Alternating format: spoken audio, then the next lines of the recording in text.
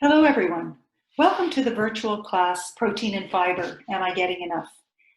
My name is Alison Craig, and I'm a registered dietitian with the Edmonton Oliver Primary Care Network. If you are not familiar with primary care networks, we are a team of healthcare providers that support family doctors and their patients. You may be viewing this video today as you were referred by your family doctor for a specific health condition, such as high cholesterol, diabetes, or high blood pressure. Or you may have an interest in improving your eating habits to manage your weight. Or you may have found this link on our website and have an interest in this topic. Regardless, I'm happy for your attendance today and hope you enjoy the class. We will spend the next 45 minutes or so exploring more about protein and fiber. To get the most out of this class, I would encourage you to eliminate distractions, perhaps close your email or silence your phone so you can focus on your learning. There are benefits to getting enough fiber and protein in your diet. And in this class, we will look together at the role of protein and fiber in the diet and their importance in managing appetite, blood sugars, and even cholesterol. We will review where to find good sources of fiber and protein and provide tips on how to include them in your everyday meals and snacks. You may be wondering how much protein and fiber you need in a day, and we will look at that too. Throughout the class and at the end, I will reference a number of handouts and resources we offer at the PCN that are available to you. These handouts can be found posted above the video link for this class. To begin with, let's talk about fiber. Dietary fiber is the part of the plant foods that our bodies can't fully digest and absorb. When we eat enough foods with fiber throughout the day, it helps to keep our digestive system more active and healthy, which is important. Too many processed foods in our diets can lead to our intestines getting lazy and not functioning as well. Processing of foods can remove a lot of the natural nutrients, including fiber. So essentially, when plant foods are processed and often over-processed in a factory to make other food products, a lot of the digestion or breakdown of plants goes on in the factory and not in your own body. Your digestive system was designed to do all of this, and so eating less processed foods can help digestion work better. What about the role of fiber? Many of you have probably heard about fiber needed for healthy digestion. We need it to help in managing blood sugars, as well as appetite, and cholesterol. And in a minute, we will talk about the different kinds of fiber that are best for managing these. A higher fiber diet can help to reduce one's risk of certain cancers, like colon cancer and also heart disease. Fiber also has a role in weight management.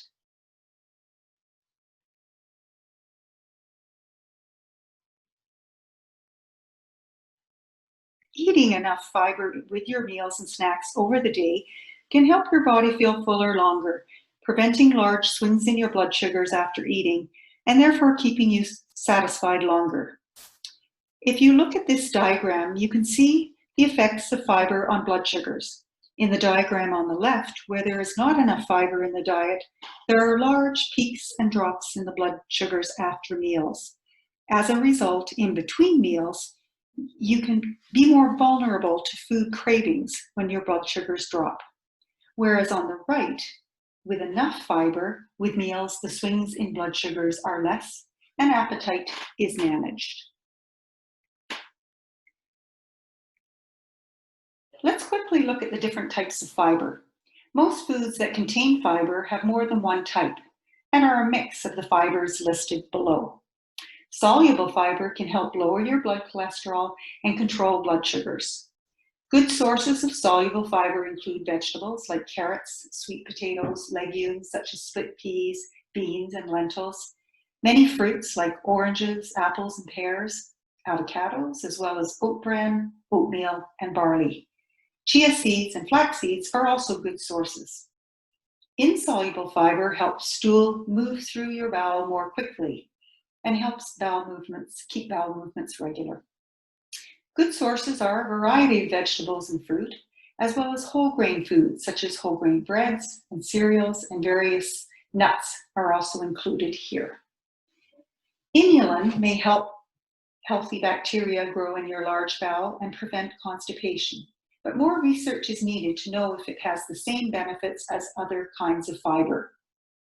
Inulin is added to some cereals, to granola bars, to some pastas and yogurts. You can see this on the ingredient list.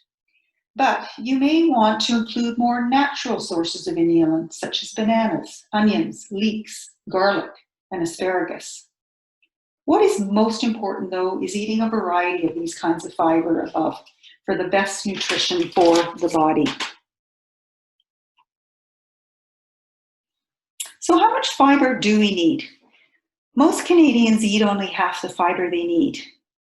You can look on this table to give you an idea of how much fiber you need in a day. How much fiber depends on your age and gender.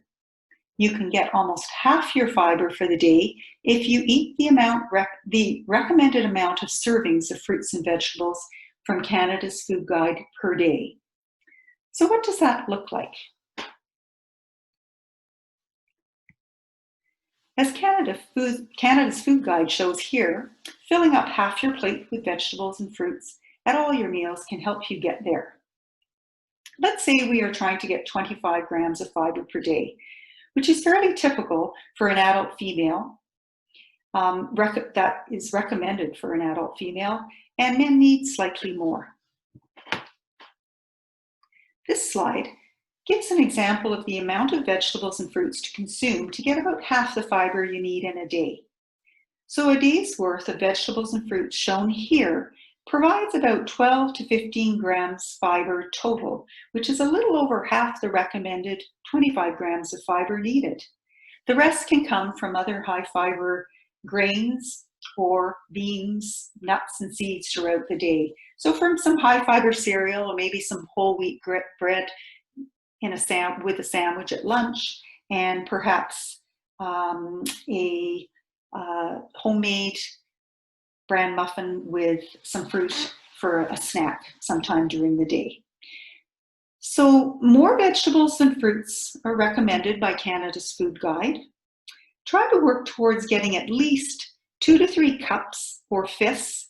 So if you put your hand in a fist is about a cup, 2 to 3 cups of vegetables per day or fists of vegetables per day, and as shown on the bottom, and 2 to 3 fruits per day as shown on the top. And we have 3 fruit servings on the top. 1 serving of fruit is equal to a tennis ball size of fruit, or about a half a cup. Here are some tips to help you eat more fiber. These tips are included in the handout called Fiber Facts. Have a vegetable or fruit at every meal and snack, and remember to eat the skins or peels whenever possible. This is where a lot of the fiber is. Make it a goal to try new and different ones on a regular basis. Keep frozen vegetables and fruits on hand too. They come in handy when you run out of fresh produce, maybe later on in the week. Leftover vegetables or frozen vegetables can be used in casseroles, soups, stir fries, and omelets. Try to choose whole grain breads and cereals, whole wheat pasta, whole wheat couscous, quinoa, barley, bulgur, and brown rice as part of a balanced plate that provides some grain as well. Use higher fiber flours such as whole grain wheat flour, oat flour, or barley flour in baking at home. Substituting, for instance, 1 cup of oat flour for 1 cup of white flour in a favorite muffin, loaf, or cookie recipe works well. And you can always add chopped nuts or raisins too for extra fiber. Add beans, chickpeas, and lentils to soups, casseroles, salads, and pasta sauces. Maybe add a can of mixed beans to a jar of pasta sauce, and that can replace ground beef or turkey sometimes and make a nice change. Just remember to rinse the beans with water before you add them to a recipe.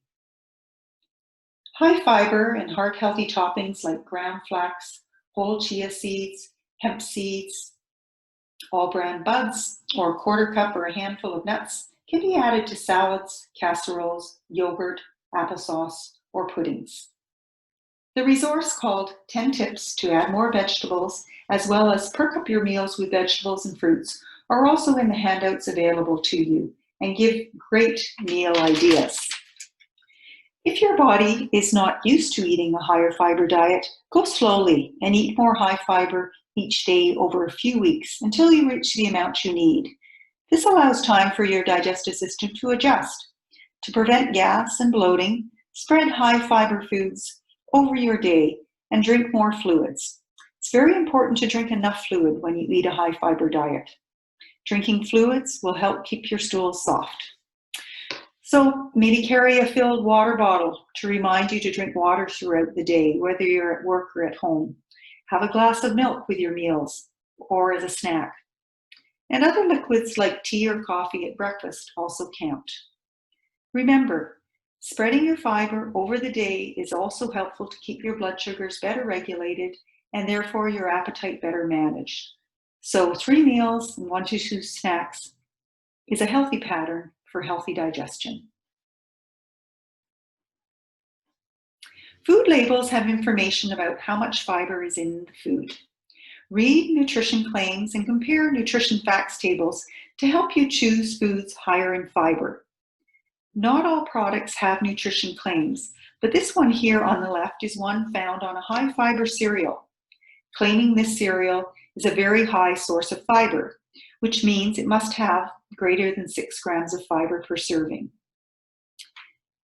Health claims must be approved by Health Canada, and this cereal, which contains psyllium fiber, which is a kind of soluble fiber, helps in lowering cholesterol. And where we've circled on the box here of All Brand Buds is that nutrition claim. The nutrition facts table shows the amount of fiber in grams and the percentage daily value for fiber. You can see this on the nutrition facts table here of this whole grain, sprouted grain bread. The percentage daily value tells you if you have a little or a lot of a nutrient. The higher the percentage daily value, the more fiber there is in one serving.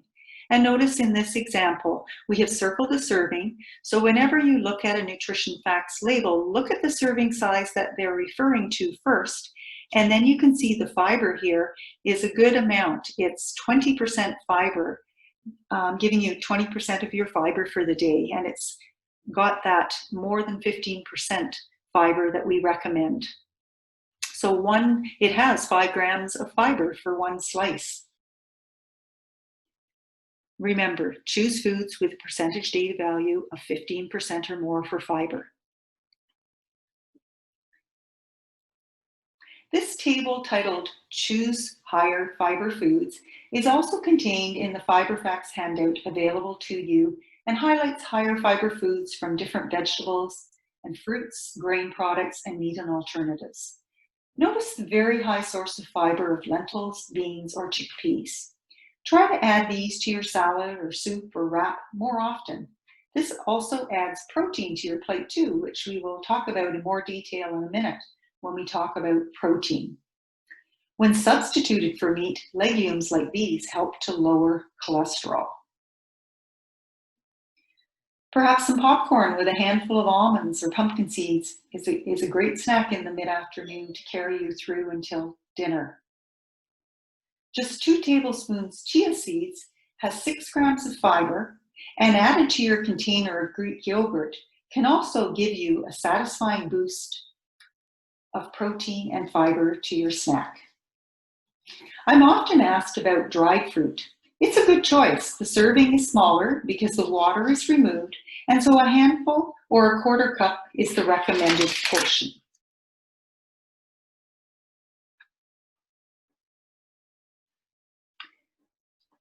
Eating enough fiber each day may be easier than you think. This sample menu shows you a way to get 30 to 35 grams of fiber in your day. Notice the way the fiber is spread out over the day in 3 meals and 2 snacks. At each meal, there are at least 2 high fiber foods. So if you look at breakfast, There is fiber coming from the banana as well as the whole grain bran flake cereal. At lunchtime, we have fiber coming from the whole grain bread, and this could be switched out with a sprouted grain or whole grain tortilla wrap. We also want to try to get at least a fistful or more of vegetables, and that's coming from the carrots and the orange at lunch.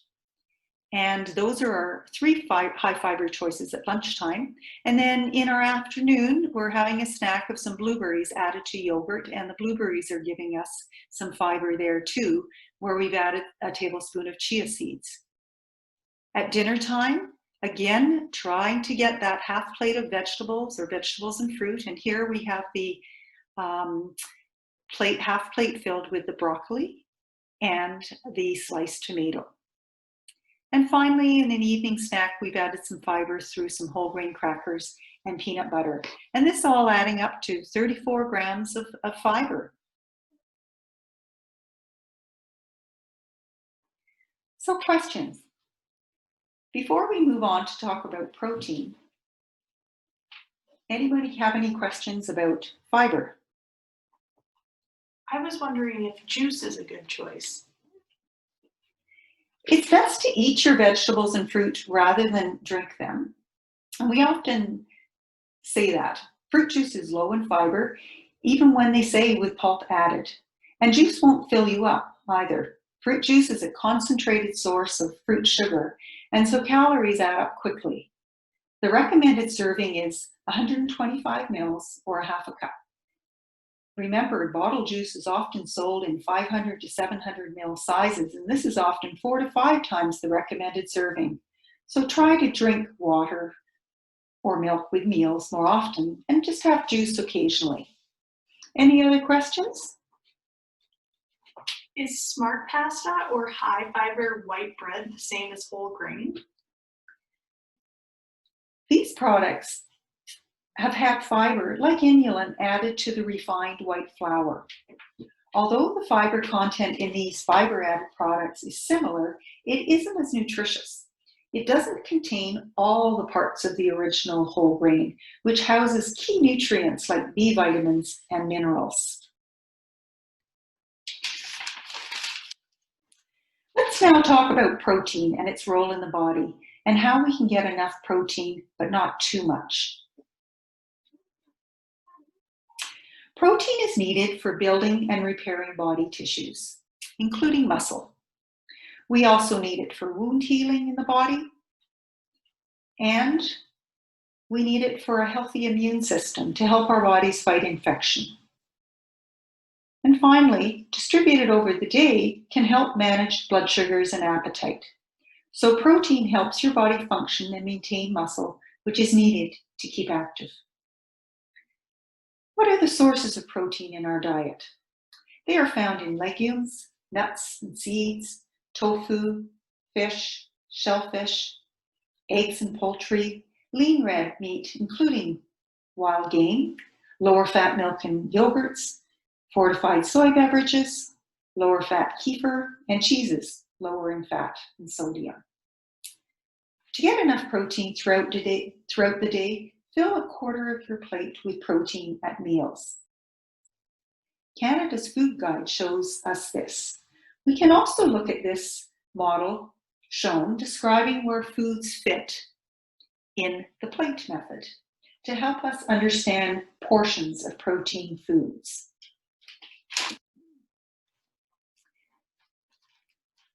You will see they show the palm of your hand as a portion. This is equal to a deck of card size of meat, chicken, fish, or tofu, or about half to 3/4 of a cup of cooked lentils, beans, chickpeas, or Greek yogurt. Greek yogurt is included here as it has about 3 times the protein content of regular yogurt, so is included here as a protein serving. 1 to 2 eggs is a protein serving, and of course peanut butter and cheese are smaller servings as shown here. So for peanut butter or almond butter, it's limiting to 2 tablespoons. Choose lower fat cheeses that are less than 20% milk fat. And a serving is about 2 thumb sizes for cheese. Nuts and seeds have a higher fat content that is heart healthier fat, but the portion is smaller, just a 1/4 cup. And you'll notice here, they have been put in the box here called added fats, because in that amount, they don't have a lot of protein, but they do include some healthier, some protein and some healthier fats to your diet.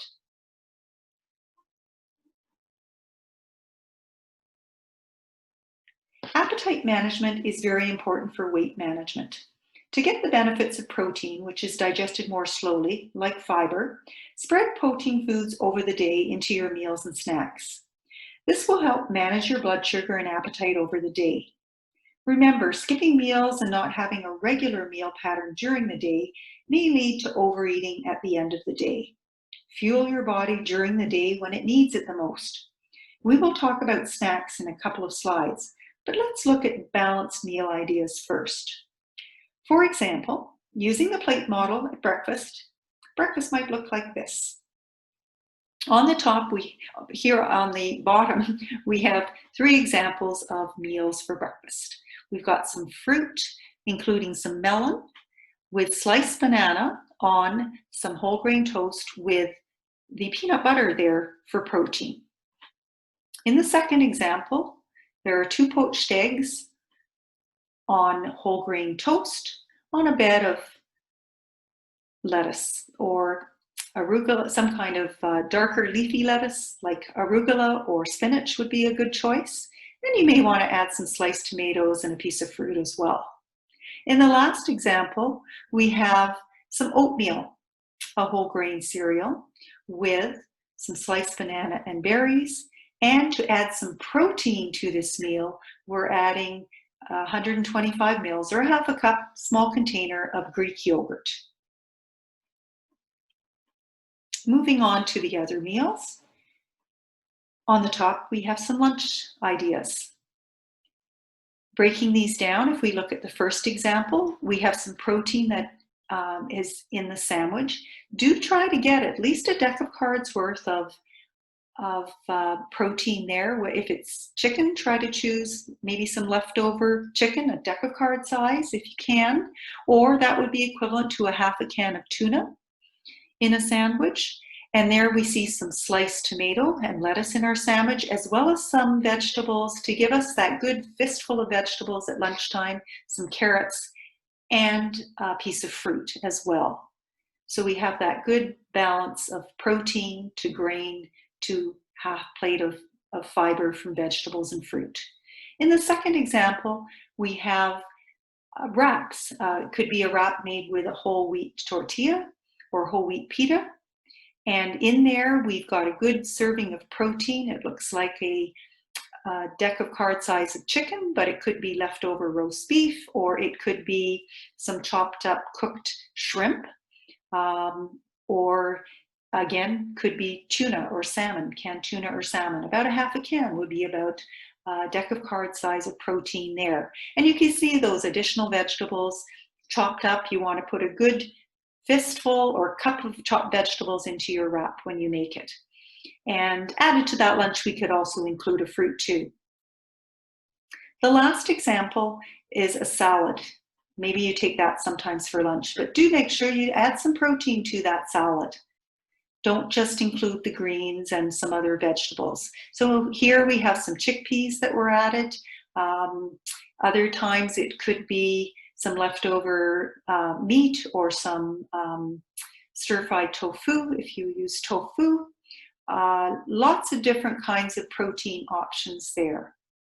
And maybe some added nuts as well if you have not added much in the way a smaller serving of meat. And you see on the side there, this is more for a whole grain. We put some rye crackers as a serving there for whole grains. At dinner, most of us do well with getting enough protein from meat and chicken, etc. And often our serving is too large and we don't get enough protein at breakfast and lunch. If this is you and you need to decrease your meat portion to that deck of card size, then focus on moving some of that protein to your breakfast and lunch meals, shown in this slide. So The first example are shish kebabs. Shish kebabs are a great way to control and portion your meat so you're getting a smaller serving. And then you can skewer on more vegetables to get that good fistful or two of vegetables at this dinner meal. They have been put on a bed of brown rice, and we want to keep that grain serving to no more than a cup or a fist. So there's another example of using that plate model to balance out your meal. I'll skip over to the last example there that gives a chili, shows a chili with a salad. The chili has some protein from the beans if it's a vegetarian chili. If you've included some meat, it might be some lean ground beef or ground chicken or turkey that was used. And also, of course, some vegetables like onions and tomatoes go into making the chili. That's probably not enough vegetables though, so we're going to add a salad on the side. And again, we've got that nice balance of protein, some starch or fiber from the beans and legumes, and some extra vegetables added with the salad.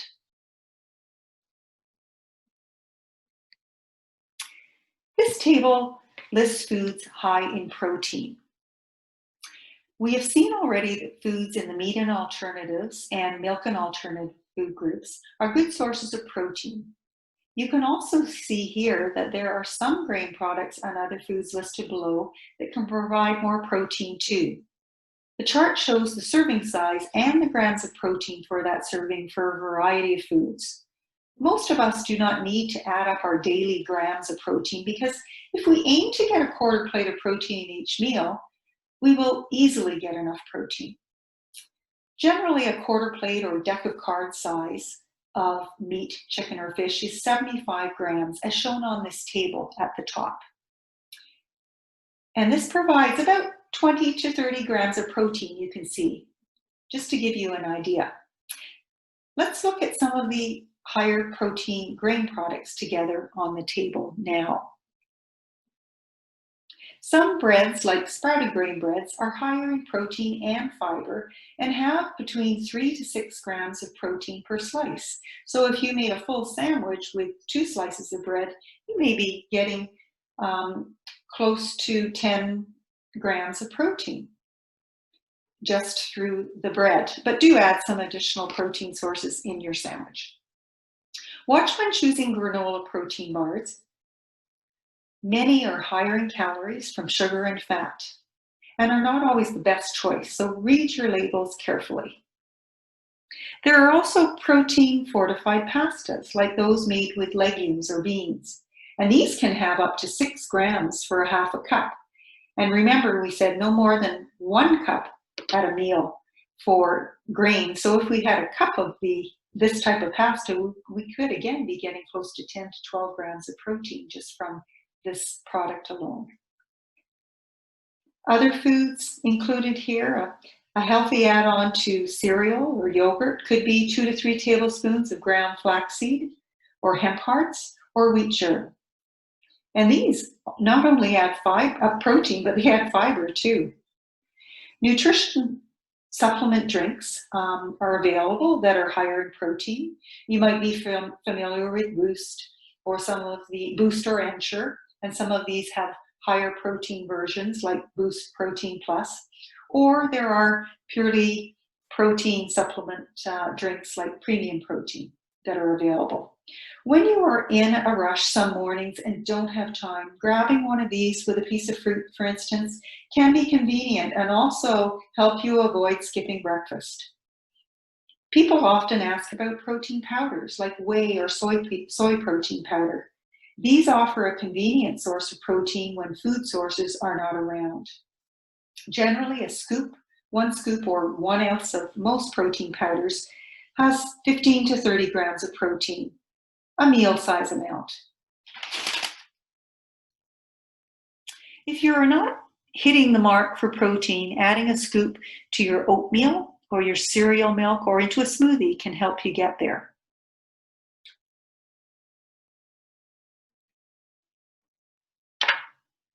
For snacks, the most important part is to choose a snack with protein and fiber. Remember, appetite management is very important for weight management. The goal is to feel full from our meals and snacks so we don't reach for food every half hour or so.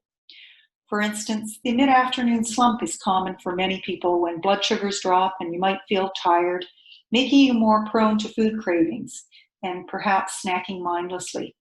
Adding a protein-based snack is a good way to manage this before it happens. So plan to have a snack in the middle of the afternoon, just before that feeling often comes up for you.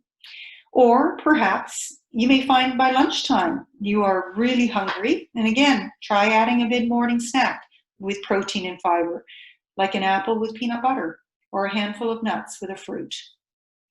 Plan to have a healthy snack if there are more than 4 hours between meals to prevent blood sugars from dropping too low. There are some good ideas below for satisfying snacks, and this handout is also available to you to download. I'll pause here for any questions. Are almond milk or coconut milk a good source of protein? Thanks, that's a good question. And I have added here a comparison of some of the different kinds of milk. I often get asked this question too, and you'll notice on this slide the differences in protein between the different milks. See how almond milk and coconut milk have very little protein when compared to cow's milk or soy milk. And then also notice, with the cow's milk, we have 9 grams of protein and we have 7 grams of protein with the soy milk. The other ones are much lower. Almond milk only has 1 gram. If you're drinking cow's milk and soy milk also for calcium, they have a good amount, whereas with coconut, there is no added calcium, just so you're aware. There is calcium usually added to fortified almond milks. These are some of the handouts available. And as I said, you can click the link above the video to download these handouts. Thank you for attending this class. I hope you also find the handouts helpful. And please complete the patient feedback survey by going to the web link below the video or using this QR code. Thank you and goodbye.